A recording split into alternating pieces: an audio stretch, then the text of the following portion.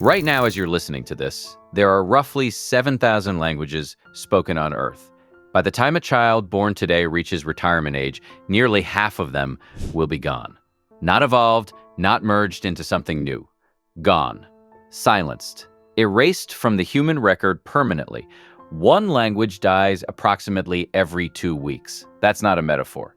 That's the measured rate of disappearance. And in most cases, nobody outside a small village or a single family even notices. But here's the part that should genuinely unsettle you. When a language dies, it doesn't just take words with it. It takes an entire way of understanding the world. It takes knowledge that existed nowhere else, encoded in no other system, written in no book, stored in no database. It takes medicines, ecological insights, and thousands of years of accumulated human observation, and it buries all of it in a grave that nobody will ever be able to reopen. This is not a slow, natural process.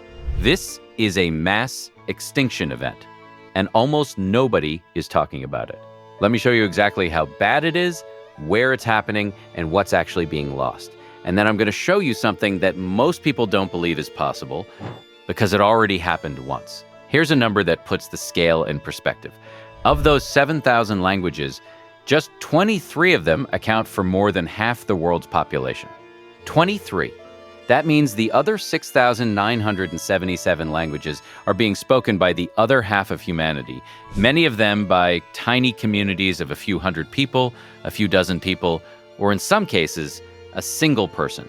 The UNESCO Atlas of the World's Languages in Danger has classified over 2,400 languages by level of endangerment.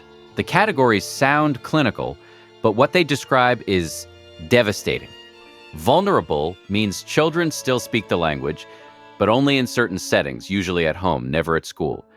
Definitely endangered means children no longer learn it as their first language. Severely endangered means only grandparents and older speak it fluently. Critically endangered means the youngest speakers are elderly and they speak it rarely. And then there's extinct.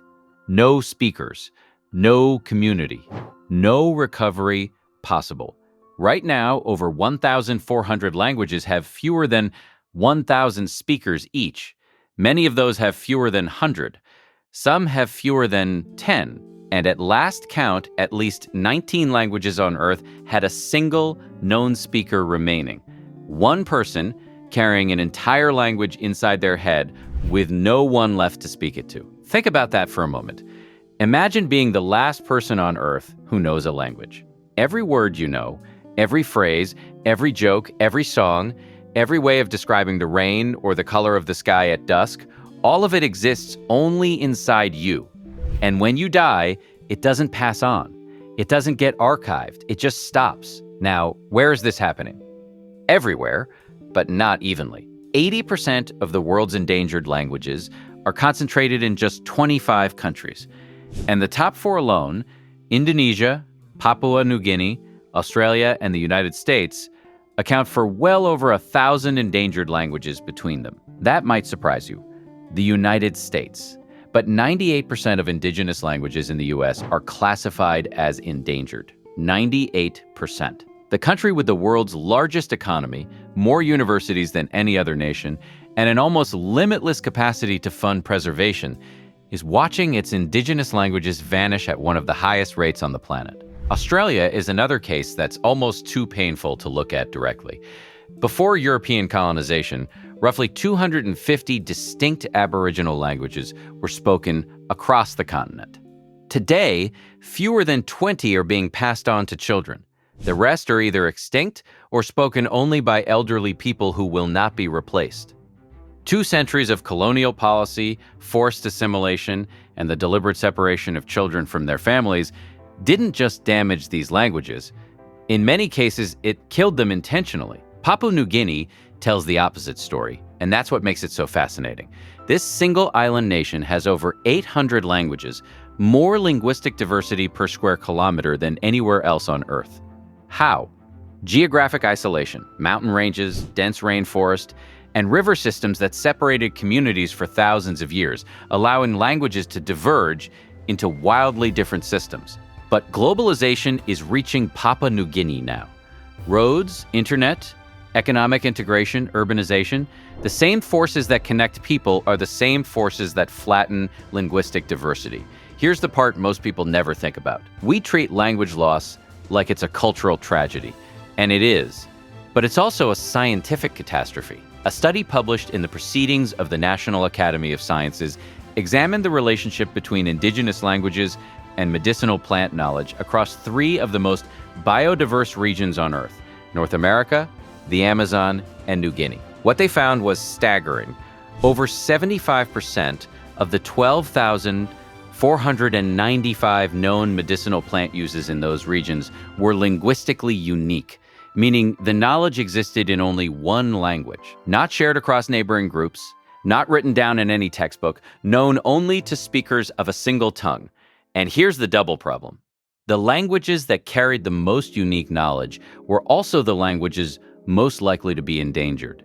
The researchers found that language loss was actually a greater threat to medicinal knowledge than biodiversity loss itself. In other words, the plants might survive, but the knowledge of what those plants can do will die with the language that named them. In the Amazon alone, they examined 645 plant species and their medicinal uses across 37 indigenous languages. 91% of that medicinal knowledge existed in a single language only. One language disappears, and centuries of botanical experimentation, of trial and error, of accumulated understanding about which plant treats which condition, in what dose, prepared in what way, vanishes with it. And the chances of rediscovering that knowledge independently in a forest with tens of thousands of species? Essentially zero. This is not abstract. Many of the pharmaceuticals we use today trace back to plants first identified by indigenous communities. And fewer than 5% of the medicinal plants known to Amazonian indigenous groups have ever been scientifically screened. The library exists. It's vast, and we're burning it down before we've read most of the books. But language doesn't just carry scientific knowledge. It carries perceptual frameworks, ways of seeing that other languages simply don't have. There's a Siberian language called Khanty, spoken by fewer than 10,000 people in Western Siberia. Khanty has an evidentiality system built into its grammar. This means that every time a speaker makes a statement, the grammar itself forces them to indicate whether they witnessed the event personally or heard about it secondhand. You can't say "it happened in Khanty" without grammatically specifying how you know. The language has a built-in fact-checking system. In the age of misinformation, we're losing a language that structurally separates hearsay from direct observation. We're not just losing words, we're losing entire cognitive technologies. Or consider the click languages of Southern Africa. Niuu, a language of the San people, one of the earliest known human communities, now has just one fluent speaker remaining. Her name is Uma Katrina Esau. She has been working with linguists and her granddaughter to create a digital dictionary and a children's book in NUU. But here's the thing. NUNU contains 5 distinct click consonants, including one so rare it exists in almost no other language on Earth. Linguists call it a bilabial click. It sounds like a kiss. That sound, that specific articulation of the human vocal apparatus, may disappear from the world entirely within a few years. A sound that has been spoken for thousands of years, possibly tens of thousands of years, reduced to recordings. So why do languages die? The answer is almost never that people voluntarily abandon them. The answer is almost always pressure. When a government mandates education in a dominant language, children stop learning their parents' tongue at school.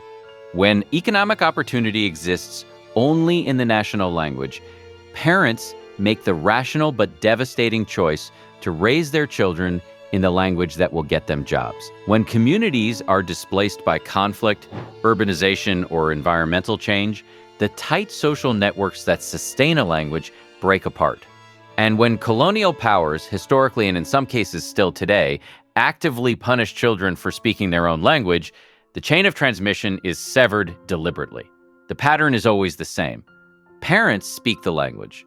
Children understand it, but reply in the dominant language. Grandchildren hear fragments. Great-grandchildren hear nothing. 4 generations. That's all it takes to kill a language that may have existed for millennia. Now, after all of that, I want to tell you something that sounds impossible. A language can come back. It's happened exactly once at full scale: Hebrew. For roughly 1,700 years, Hebrew was essentially a liturgical language. It was read in religious texts, used in prayer, studied by scholars, but spoken natively by no one. Nobody raised their children in Hebrew. Nobody used it to buy groceries or argue with their neighbor. By any reasonable definition, it was a dead language. And then, in the late 19th century, a single person decided that it wouldn't stay dead. Eliezer ben Yehuda moved to Palestine and made his household the first modern Hebrew-speaking home.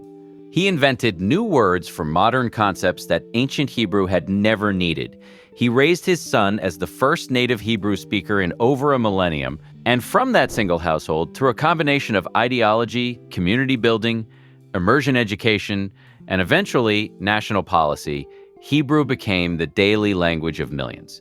Today, over 9 million people speak Hebrew, not as a second language, as their native tongue, the language of playgrounds and taxicabs and arguments and love songs. A language that was dead for 1,700 years is now the mother tongue of an entire country. That's the only time it's happened at that scale. But smaller victories are real, and they're happening right now. In New Zealand, the Maori language had been devastated by decades of English-only education policy. By the 1980s, fewer than 20% of Maori children could speak their ancestral language. The community responded by creating Kohanga Reo, language nests, immersion preschools, where only Maori was spoken. Those children moved into Maori medium primary schools, then secondary schools, then universities. The government eventually followed with official language status, broadcasting in Maori, and annual Maori Language Week. Today, over 150,000 people speak some Maori. The trajectory reversed. In Hawaii, the native language had been banned in schools for nearly a century. By the 1980s, fewer than 50 children in the entire state were native Hawaiian speakers. The language was, by most definitions, functionally dead. Immersion programs, community organizing, and university programs pulled it back. Today, over 18,000 people speak Hawaiian. Not a lot, but compared to 50 children, it's a resurrection. These are not feel-good anecdotes. These are proof of principle. They demonstrate that language death is not inevitable, that the chain of transmission can be repaired, that a language does not require an empire or an economy to survive. It requires one thing: a community that decides the language matters enough to fight for. But here's the painful truth underneath the hopeful examples. For every Hebrew, every Maori, every Hawaiian, there are hundreds of languages for which no revival is coming. Languages with 5 elderly speakers and no documentation. Languages with no written form, no recordings, no dictionary. Languages spoken by communities that have been displaced, scattered, or absorbed so completely that no one remains to remember what was lost. The linguistics community estimates that we're losing a language roughly every 2 weeks. Some estimates are more pessimistic, suggesting that 90% of the world's languages could disappear within a century. That's not 90% of speakers. Most of those speakers will simply switch to a dominant language. It's 90% of the systems, the grammars, the sound inventories, the conceptual frameworks, the accumulated observations about how the world works, encoded in verb structures and noun classifications and metaphors that no other language ever developed. Here's what I keep coming back to. We have a word for when a species disappears from the earth forever: extinction. We treat it as a tragedy. We fund conservation, we build preserves, we pass laws, but when a language disappears, carrying with it a way of seeing the world that no other language replicates, carrying medicinal knowledge that no lab has ever studied, carrying sounds that no other human community ever produced, we barely notice. There's no endangered languages list on the evening news, no global fund comparable to what we spend on wildlife, no outrage. And maybe the reason is that most people think of languages as interchangeable, that if a community switches from their ancestral language to English or Spanish or Mandarin, nothing is really lost. The people survive. They just speak something different. But that's like saying that if every painting in the Louvre were replaced with photographs of the same subjects, nothing would really be lost. The subjects are the same, right? No. The medium is not separate from the meaning. The language is not separate from the knowledge it carries. A language is not just a way of saying things, it's a way of seeing things. And when it goes, the seeing goes with it. There are people right now, in villages and classrooms and recording studios, racing against time to document and revitalize languages before their last speakers die. Linguists, sitting with elderly men and women, recording words, stories, songs, and grammatical structures, trying to capture enough to give future generations a chance to rebuild. Communities running immersion programs on shoestring budgets, teaching children the language their grandparents were punished for speaking. These people are doing some of the most important preservation work on Earth, and almost no one knows their names. 7,000 languages, each one a unique solution to the problem of being human, each one containing knowledge that exists nowhere else, and we are losing them at a pace that has no precedent in the history of our species. The question isn't whether this matters, the question is whether we'll act before the silence becomes permanent. See you in the next one.